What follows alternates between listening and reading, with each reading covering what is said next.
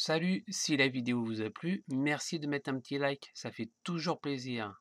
Pour faire une time map, on va dans les images, on va caler ici. Voilà, c'est celle que j'ai faite avant.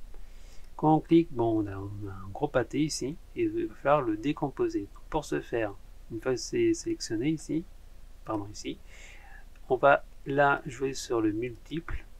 Pour le reste, c'est bon. Filtre, bah là, par rapport à la qualité, moi ça m'a pas spécialement chagriné, donc finalement tout le reste je laisse par défaut. Peut-être que je pourrais faire mieux, mais on va faire simple hein, pour le début. Donc on va faire Apply, donc là on va faire Sprite Editor, on va aller sur Slice, on va laisser automatique, on va faire Slice. On va jouer sur les couleurs pour vérifier si ça c'est bien séparé, ça a l'air. On fait Apply, et ça a créé ensuite plein de petites, ça a tout séparé, vous voyez. Une fois que c'est fait, on va ici créer une nouvelle palette. Donc Zelda décor, create. On va laisser celui-ci. Voilà. Donc ils disent drag tile sprite ou nanana. Donc on prend tout, on descend, voilà, on glisse ici. Et là on met un nouveau nom. Donc sélectionner un dossier, donc on prend le même dossier. Voilà, donc ça va créer. Et si on va voir dans le dossier en question pendant que ça crée, ça nous crée plein de petits fichiers comme ça ici. Donc là, il y en a un paquet. Hein. Voilà, c'est fini. Ensuite, je suis content que ça soit bien affiché parce que j'avais peur pendant que je fais la vidéo que ça apparaisse pas. Parce que des fois, ça apparaît pas les différentes images ici. C'est un peu chiant, il faut relancer Unity, etc. Donc une fois que c'est fait, là, on fait un petit clic droit. Et on fait Time Map. Ça crée une grille.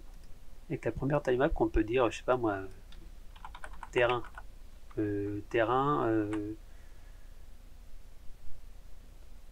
Marche avec Unity, il est bien d'avoir différents comment dire, objets qui contiennent une partie du décor. On prend le pinceau, donc on peut commencer à peindre, mais vous voyez, donc ça c'est sympa, mais c'est un peu long. Donc on peut faire plus simple en prenant cet outil qui permet de, en laissant clic gauche enfoncé, de faire comme ça, tac.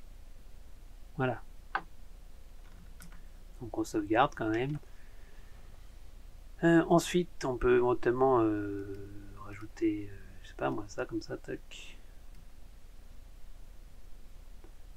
Sans rien, on va laisser ça comme ça. Si on veut ajouter, donc là par exemple, regardez là, ça va pas aller. Hein.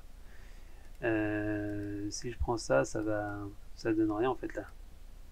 Et il y a quand même des choses, vous voyez là, ça colle pas. Ah oui, parce que la time map elle est pas forcément faite pour ça complètement. Donc là, ça marche moyen. Vous voyez, et il y a quelques bugs ici. Voilà, une maison est créée. On va pas marcher sur quoi d'autre? On va pas marcher sur les pierres. Donc les pierres, on va mettre ici.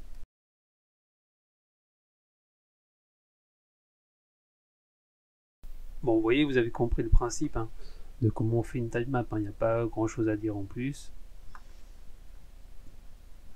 Quand il y a, en fonction de ce qu'on veut faire, des fois il faudra mettre plusieurs objets, plusieurs couches de map, jouer sur l'ordre du layer, pas se tromper, activer le bon paramètre ici pour qu'on puisse faire comme on le souhaite. Éventuellement, petite info également ici, si on veut effacer un objet, par exemple, je sais pas, je vais effacer ce rocher, hein, tac, voilà, bien compliqué. Donc là on sauvegarde. Et voilà un petit peu comment on crée une time map dans Unity. Alors c'est globalement pareil pour que ce soit un jeu 2D ou un jeu 2D de plateforme ou un jeu 2D comme Zelda en vue du dessus. Donc c'est tout pour cette vidéo. N'hésitez pas si vous avez des questions à les poser en commentaire, à liker la vidéo pour que ça me motive à continuer, et puis à vous abonner et à partager les vidéos. Merci, à bientôt, ciao ciao.